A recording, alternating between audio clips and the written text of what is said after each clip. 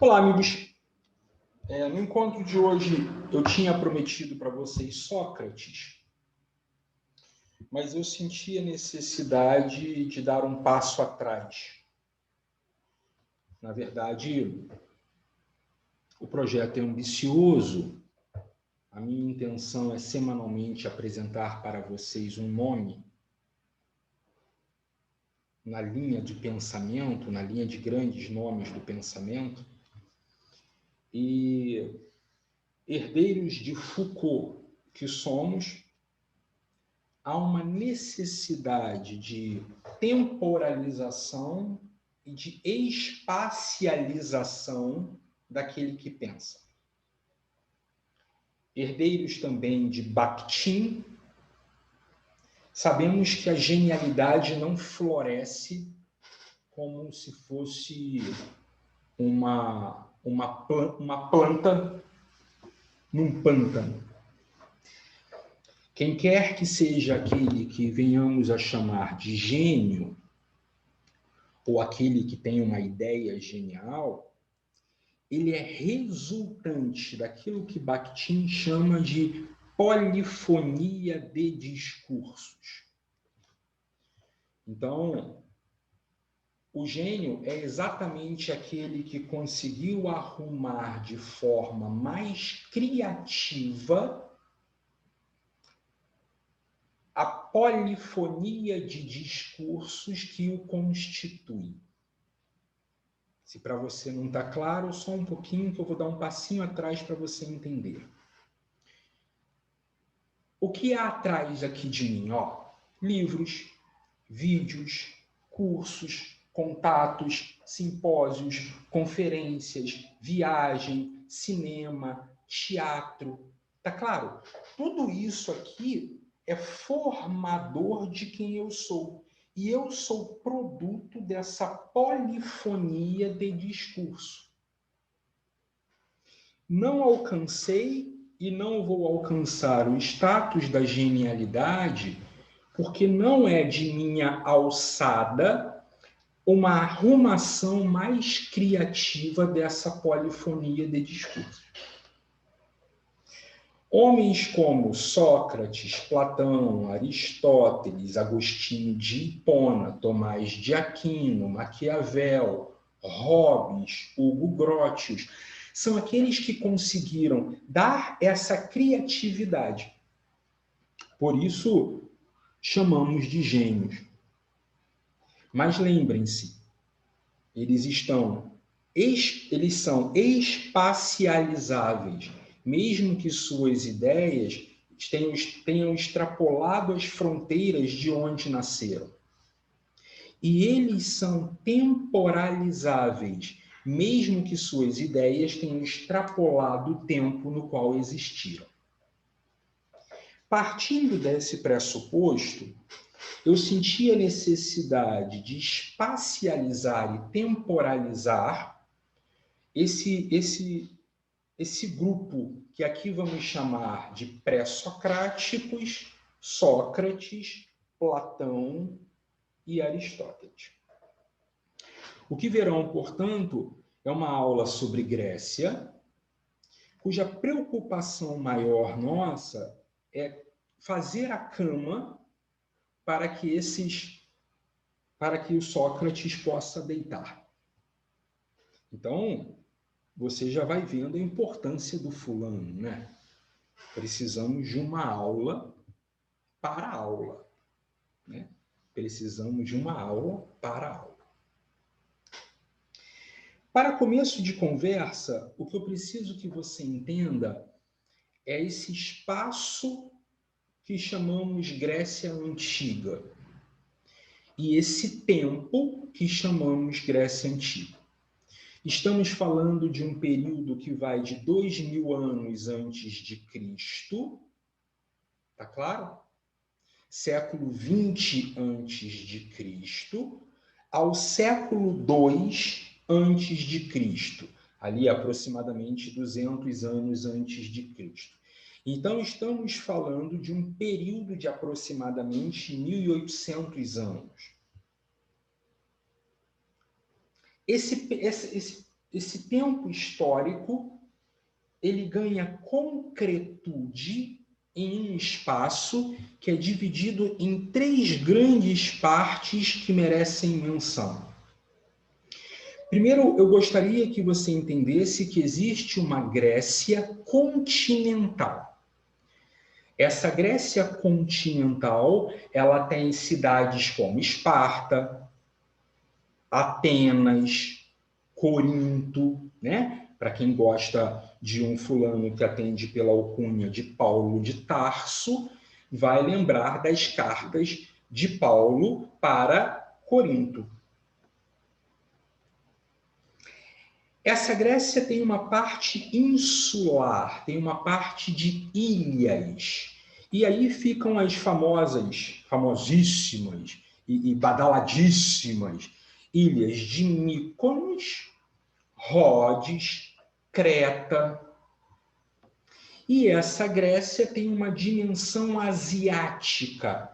Essa dimensão asiática é onde ficam cidades como Mileto, como Troia, como Éfeso. Eu tive a oportunidade de visitar a cidade de Éfeso, tive a oportunidade de passar uma temporada em Éfeso, conheci a casa onde ficaram João e Maria, conheci o lugar onde Paulo de Tarso falou para a comunidade de Éfeso, tive a oportunidade ímpar, inclusive de conhecer o mar Egeu, né? Lembrando que a Grécia é banhada pelos mares Egeu, Mediterrâneo e Jônico. Por que essa espacialização é necessária? Para a gente compreender que a Grécia ela está muito conectada, sobretudo para fora de si. A Grécia está muito conectada, sobretudo com outros lugares. A Grécia asiática a coloca de frente para a Ásia. A Grécia insular, eu vou dar um passinho do romano atrás, de frente para a Ásia, e como tem um litoral muito recortado, é quase exigente, quase que grita.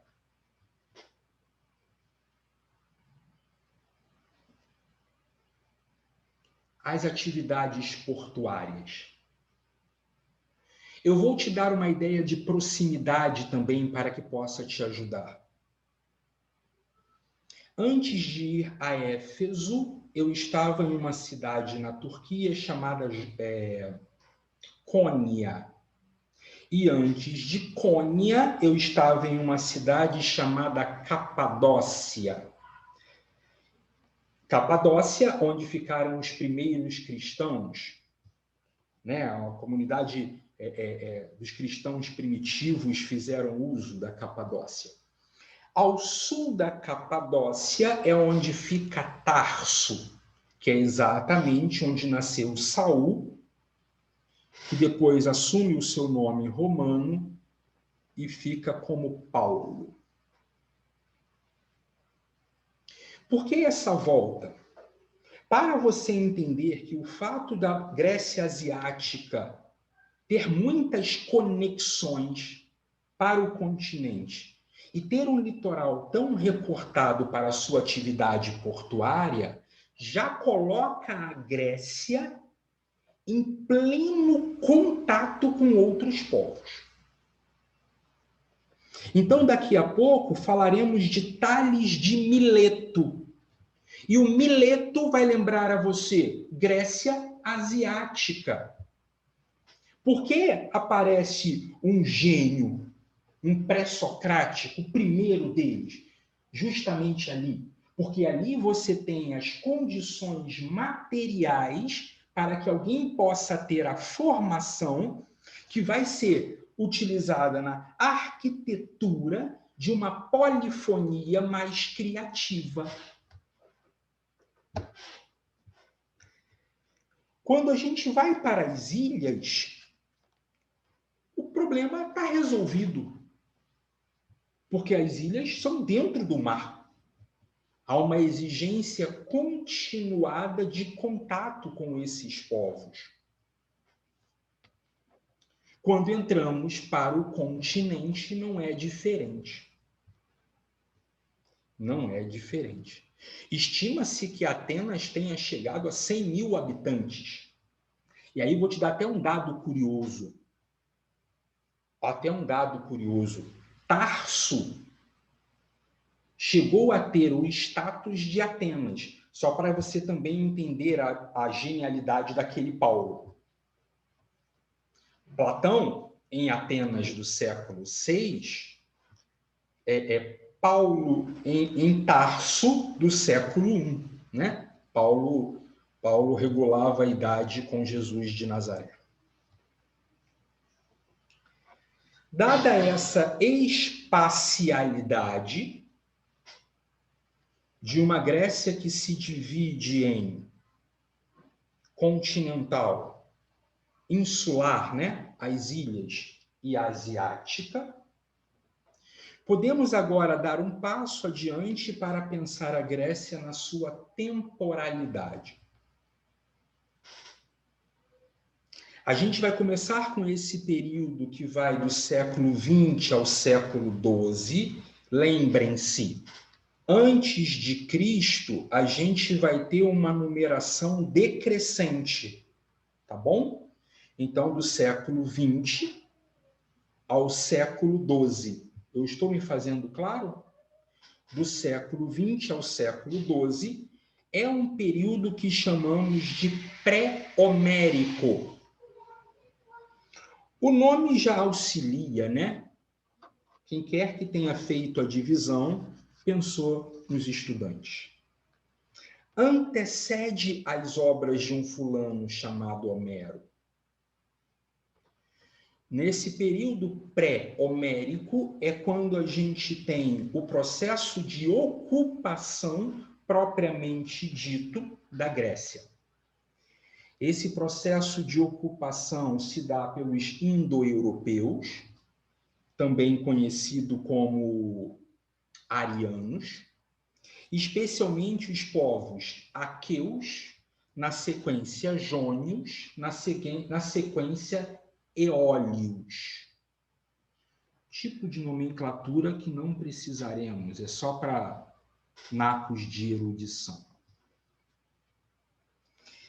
Nesse cenário, floresce uma civilização que vai ser chamada de Creta Messênica,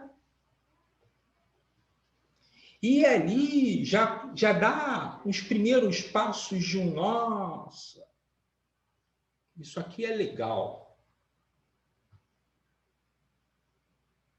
Até que os dórios, um outro povo, resolve estragar a festa.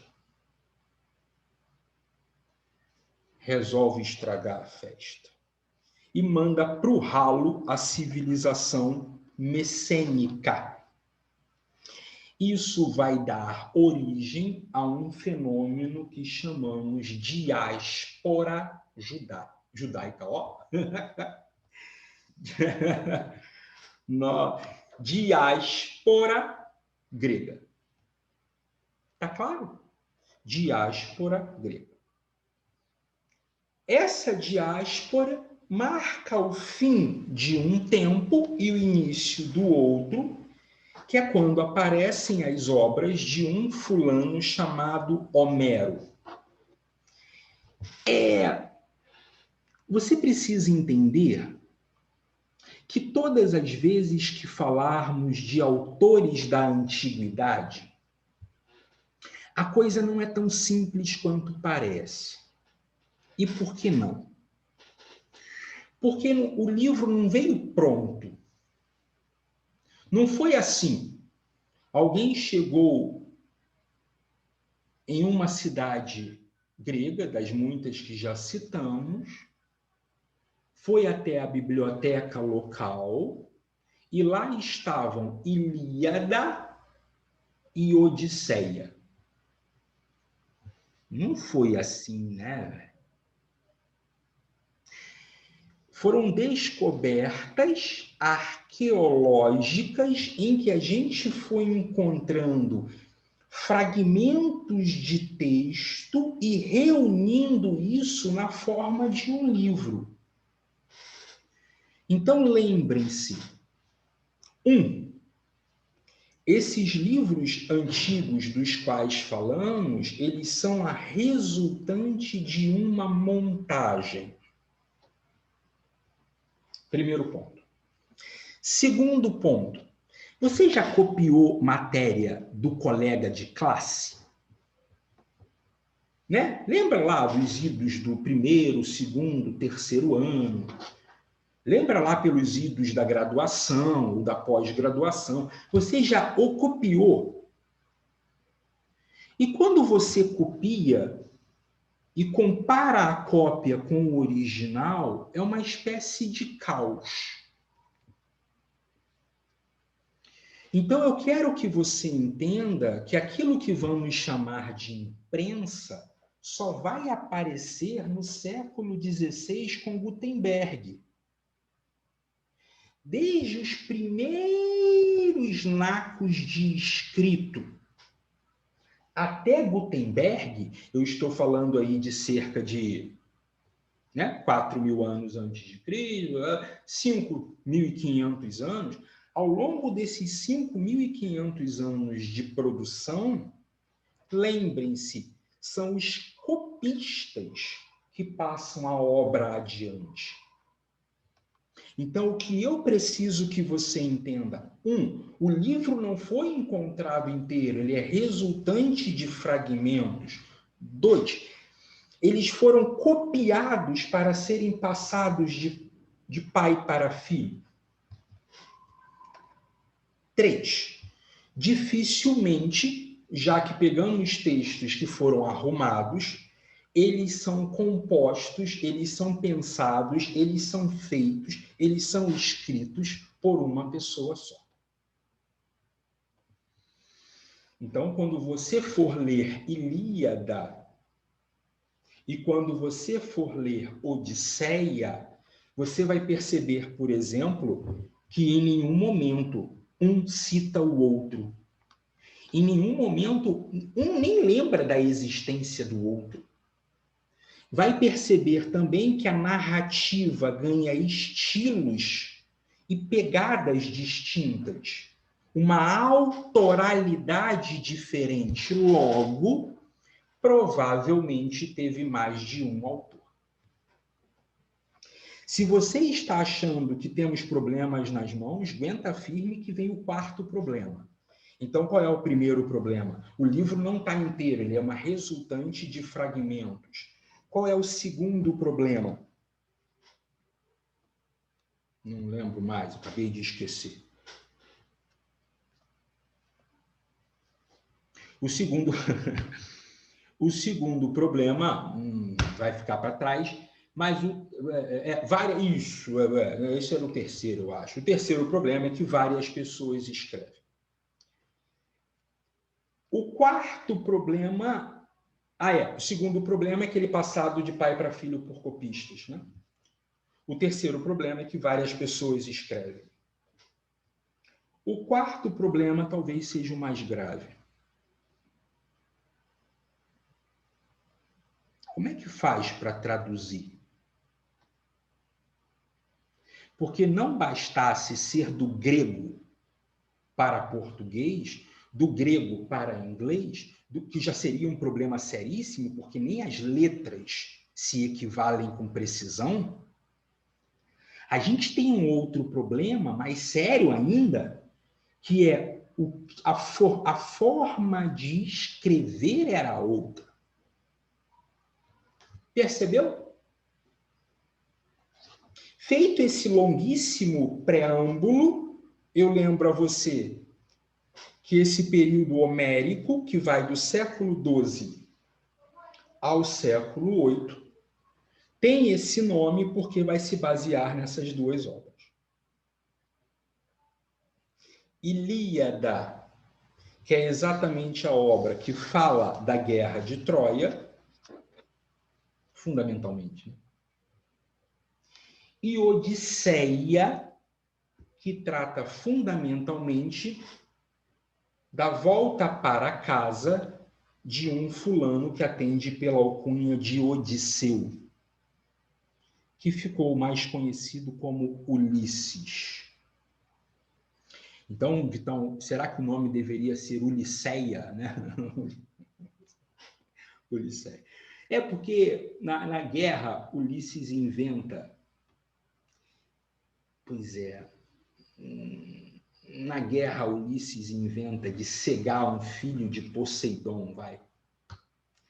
E Poseidon, justamente o rei dos mares, fica chateadíssimo e resolve atormentar a vida de Ulisses na volta para casa. Você que fica chateado quando o voo atrasa, imagina Ulisses que levou 10 anos para voltar para casa. 10 anos para rever Penélope. 10 anos para voltar para Ítaca. Nesse período homérico, a sociedade era organizada em comunidades familiares, que eles chamam de genos, cuja liderança era um pater, até que há a fusão dessas comunidades para o nascimento das primeiras polis. Então, eu vou retomar o meu discurso até aqui, porque eu preciso que ele tenha clareza para você. Na primeira parte do discurso, mostramos a geografia da Grécia, lembrando a você que há uma Grécia continental, há uma Grécia insular e há uma Grécia asiática. Na Grécia continental, cidades como Atenas, Esparta e Corinto. Na Grécia insular, Mykonos, Rhodes, Creta. Isso aí não precisa nem explicar, né? Está no seu roteiro de viagem. E na Grécia asiática, Mileto, Éfeso, Troia. Dado o primeiro passo, fomos para o segundo passo. Agora, não mais preocupados com a espacialização da Grécia, mas com a sua temporalização. E começamos a dividir esse período que vai do século XX ao século II antes de Cristo em etapas. A primeira etapa chamamos de pré-homérica, que vai exatamente do século XX ao século XII antes de Cristo. De importante aí, a gente tem a primeira diáspora grega, por ocasião de guerras internas. Na segunda parte, entramos na fase homérica. E aí fizemos um parênteses para você entender a complexidade de uma reflexão sobre a obra de Homero. E apresentamos dentro desse parênteses 4 elementos. Primeiro elemento, o fato dos textos, os livros, o que chamamos hoje de livros, serem resultantes de fragmentos. O segundo elemento, o fato de, reunidos os fragmentos, a gente passa para frente pela cópia. O terceiro fato, a ideia de que dificilmente um único autor compôs esses livros. O quarto elemento, a tradução. Já que me dei ao trabalho de fazer todo esse retrospecto, essa revisão da primeira metade do encontro, vou citar um fulano chamado Auerbach, que diz, olha, tem um quinto problema. Mas como assim tem um quinto? Tem um quinto. E qual é o quinto problema? Então, até o nascimento da escrita, toda a história era oral.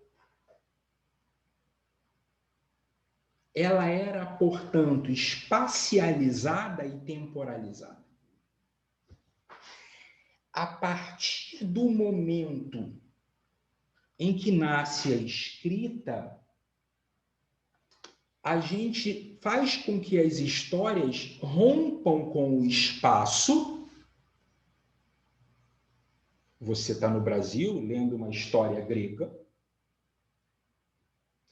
E rompam com o tempo. Você não está no século XXI lendo uma obra de 7, de 12 séculos, 8, 9, 10, 11, 12 séculos antes de Cristo. Pegou?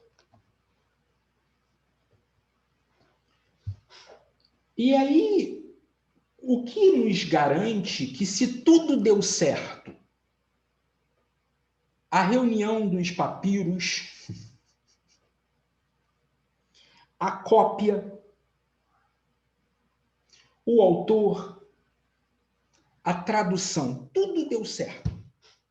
E sobrou na sua mão a palavra coragem, sobrou na sua mão a palavra beleza, sobrou na sua mão a palavra ética, sobrou na sua mão a palavra moral, sobrou na sua mão a palavra... Qual é a garantia que você tem de que 4.000 anos depois, 3.000 anos depois, 2.000 anos depois, 1.000 anos depois, essa palavra tinha o mesmo sentido quando foi escrita pelo seu autor? O que é coragem para alguém do século XXI? O que é beleza para alguém do século XXI? O que é alegria e tristeza? O que é esperança e medo? O que é dor e excitação? O que é saudade e remorso para alguém do século XXI? Será que se equivale para alguém do século VI antes de Cristo? Pergunta Auerbach.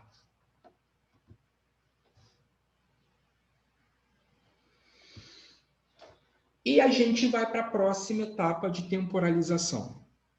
E a gente entra no período arcaico. O período arcaico, entre o século VIII e o século VI, é exatamente o período de nascimento da polis, nascimento das cidades.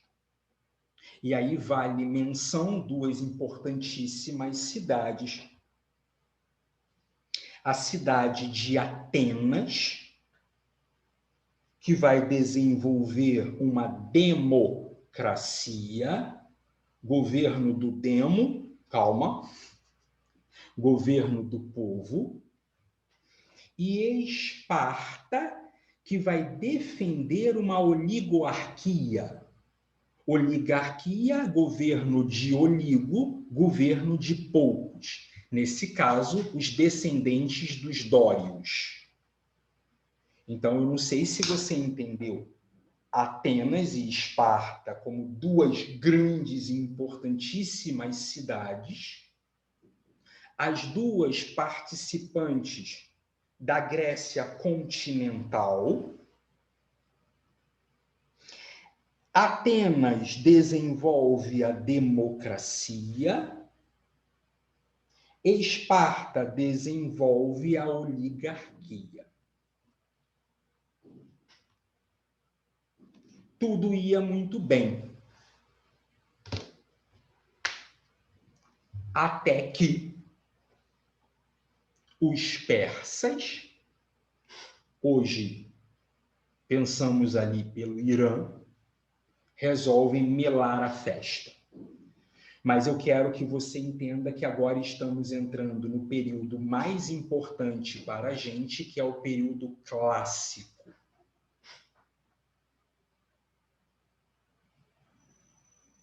ocorre guerras entre Atenas e Pérsia, com a vitória de Atenas. E com a vitória de Atenas, e com a criação de uma confederação de Delos, esquece isso, Atenas ganha muita força, muita robustez.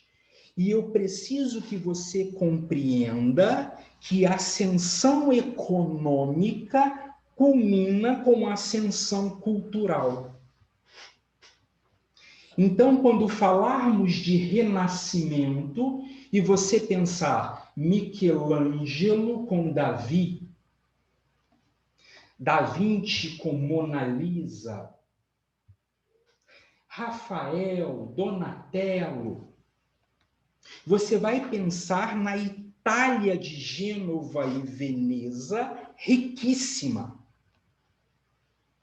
Quando falarmos de WS, não Wesley Safadão, mas Guilherme Balança Lança, William Shakespeare, você vai se lembrar da Inglaterra, da Rainha Elizabeth. Você vai lembrar que WS tinha uma companhia de teatro chamada Amigos do Rei.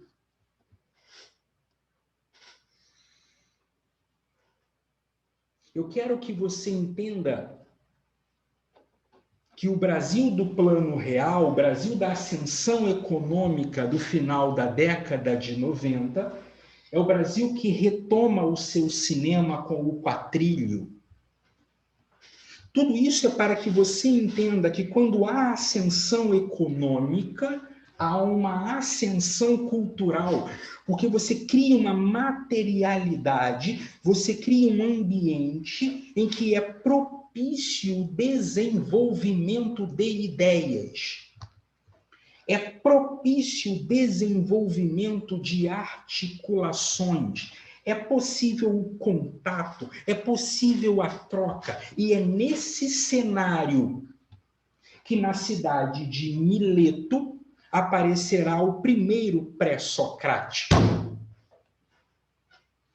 Então, pré-socrático significa dizer antes de Sócrates? Não. Não. Significa dizer uma reflexão diferente daquela que fez Sócrates. O pré-socrático é aquele que vai ter a missão de fazer a passagem do mito para o logos. É aquele que vai ter a missão de fazer a passagem de toda a mitologia grega para um pensamento lógico. Então, não mais acreditaremos em Poseidon, não mais acreditaremos em Afrodite, não mais acreditaremos em Zeus. A partir de agora, será feita uma migração do mito para o logos, do mito para o logos. E quem faz a transição do mito para o logos são os pré-socráticos. O primeiro deles, um fulano que atende pela alcunha de Tales de Mileto, que vai dizer, olha aqui, o nascimento de tudo não foi por obra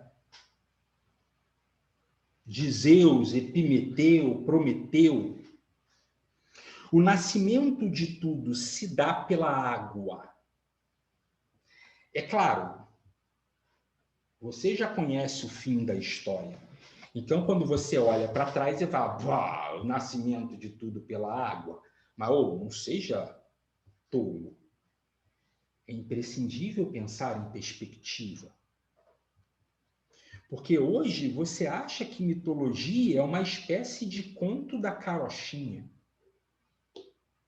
Mas eu preciso que você entenda que o que leva Sócrates à morte, entre as acusações que lhe são feitas, é o fato dele estar negligenciando a relação do homem com Deus. Então, eu quero que você entenda que quando Tales de Mileto diz que a origem da vida se dá a origem de tudo se dá pela água e não pelos deuses, é algo tão revolucionário quanto no final do século XX termos afirmado a origem de tudo se dá por moléculas de DNA. É disso que estamos falando. No desenrolar do pensamento pré-socrático, gostaria de citar também, ainda que brevemente, um fulano chamado Demócrito.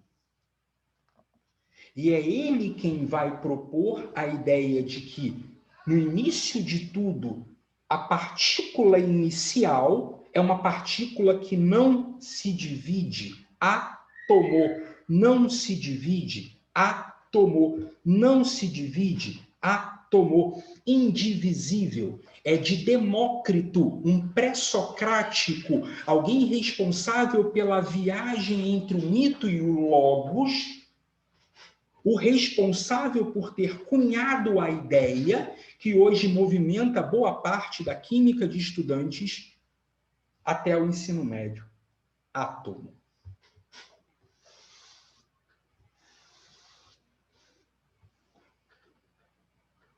É nessa esteira que aparece em Atenas um fulano chamado Sócrates, que terá um discípulo que atende pela alcunha de Platão, que terá um discípulo que atende pela alcunha de Aristóteles. Sócrates foi professor de Platão, que foi professor de Aristóteles. Pegou essa?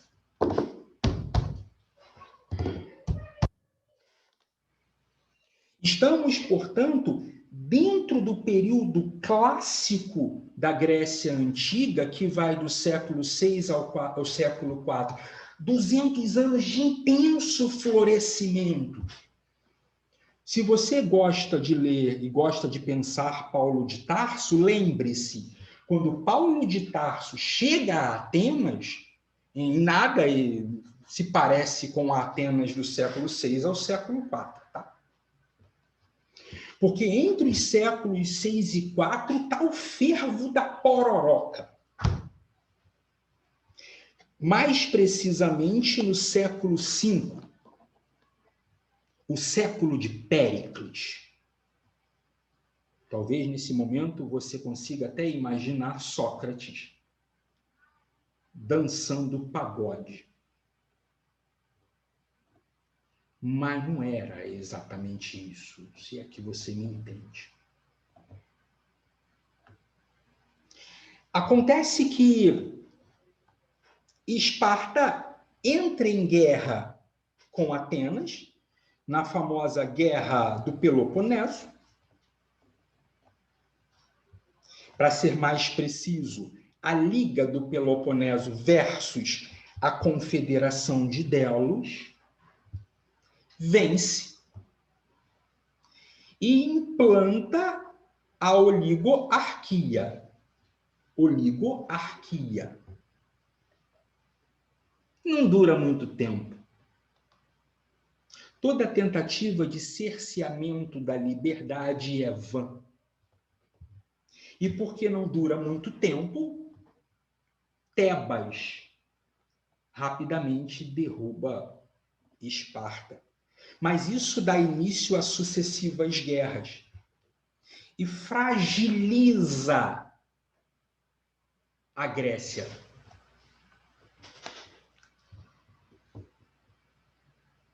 Eu não te contei uma coisa.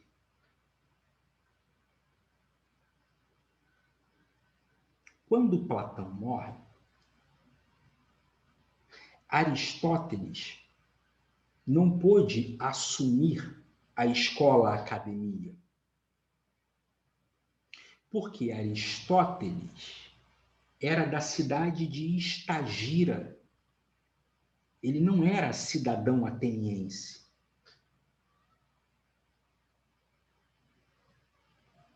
De modo que Aristóteles fica desolado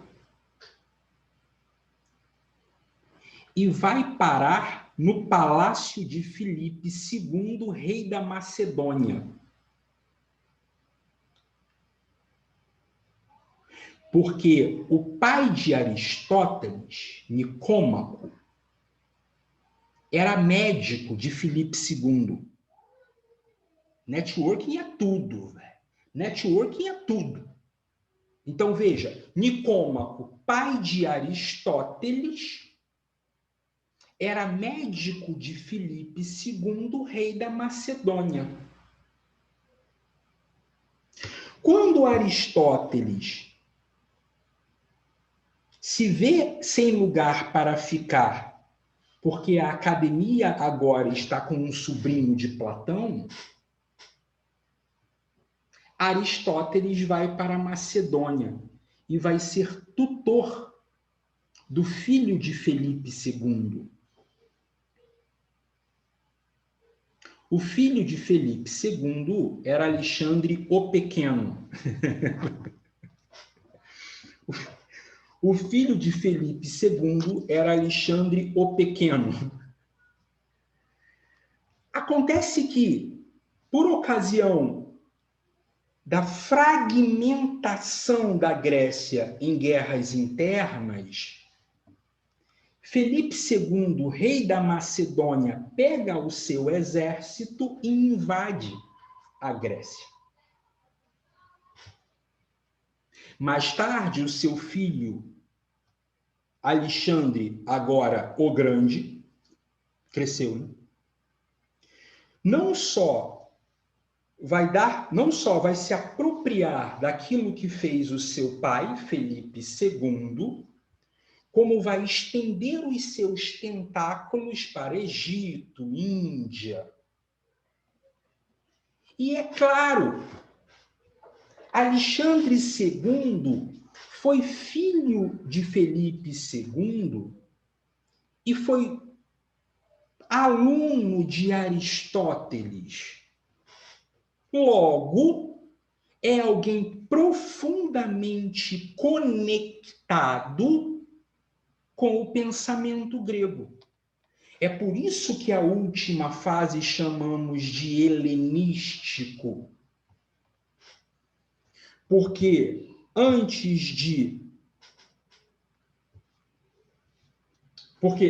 porque Alexandre o Grande espalha pelo mundo essa forma de reflexão grega. Pegou essa? É exatamente nesse período, o período helenístico, que vão surgir as grandes escolas gregas. É quando vai aparecer o cinismo, é quando vão aparecer os céticos, é quando vão aparecer os epicuristas, é quando vão aparecer os estoicos.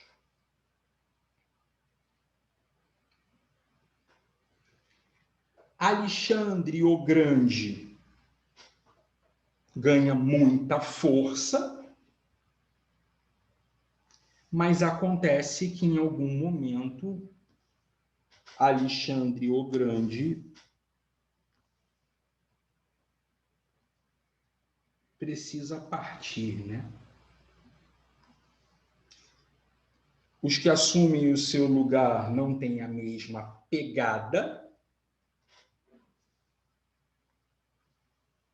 E agora, todas essas conquistas ficarão sob a tutela do Império Romano. Mas isso é papo para outra aula.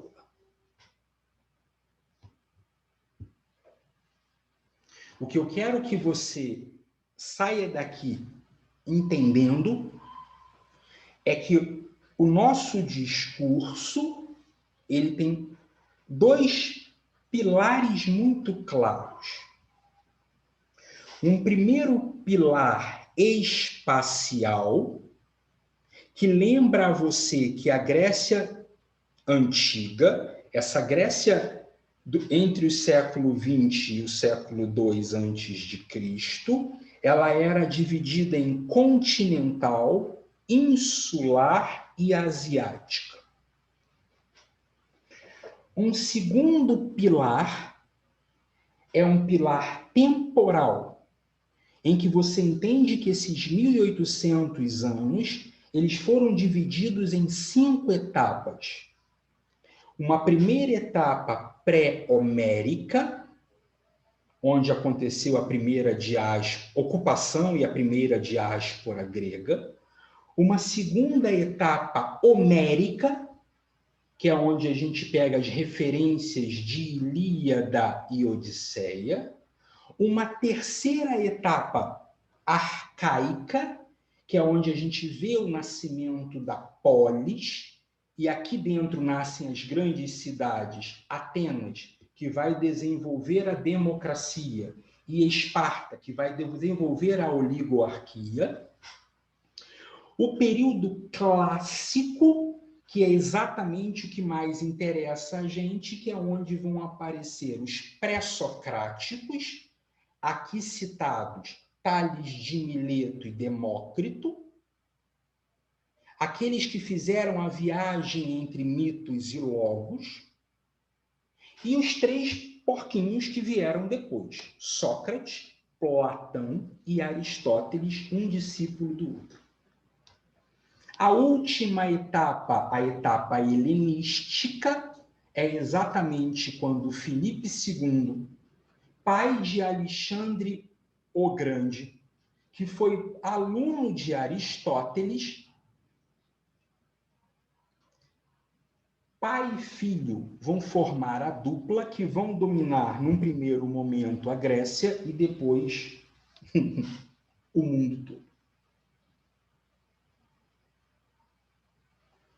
Acho que com esse encontro eu faço a cama para o próximo encontro, que será sobre Sócrates. Porque agora você sabe que a materialidade está dada para o desenvolvimento dos pensamentos, para a reflexão de um homem da estatura de Sócrates. Mas aí você já tem mais condições para pensar Sócrates não como uma espécie que flor nascida num pântano de forma inadvertida. Ele é produto, como nos ensina Bakhtin, de uma polifonia de discursos. No entanto, é aquele que consegue arrumar essa polifonia de uma forma mais criativa, de uma forma como ninguém tinha conseguido fazer até então.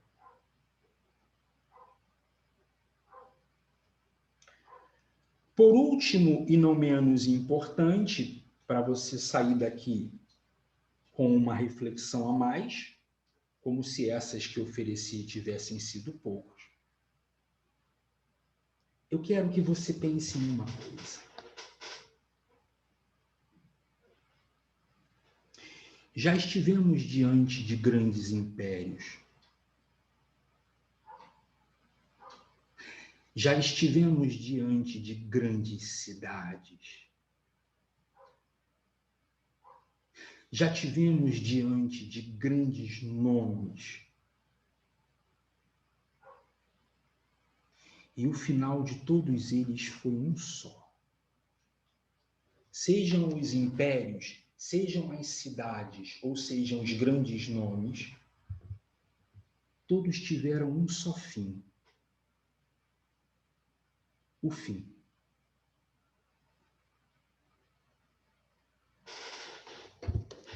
Carpe diem. Carpe diem. Carpe diem. Aproveitem o dia. Aproveitem as horas, os minutos, os segundos. Sorvam o naco de vida que há em cada um deles. Deliciem-se com o tempo esse tecido sobre o qual construímos a nossa história. Porque da mesma forma que o Império Grego já não existe, da mesma forma que Alexandre o Grande já não existe, da mesma forma que Atenas, no seu esplendor, já não existe. Em breve eu e você também não existiremos mais. Não é sobre a glória que teremos na vida, porque ela é passageira. É sobre a forma como teremos utilizado as horas, os minutos e os segundos da nossa existência. Não é sobre fundar impérios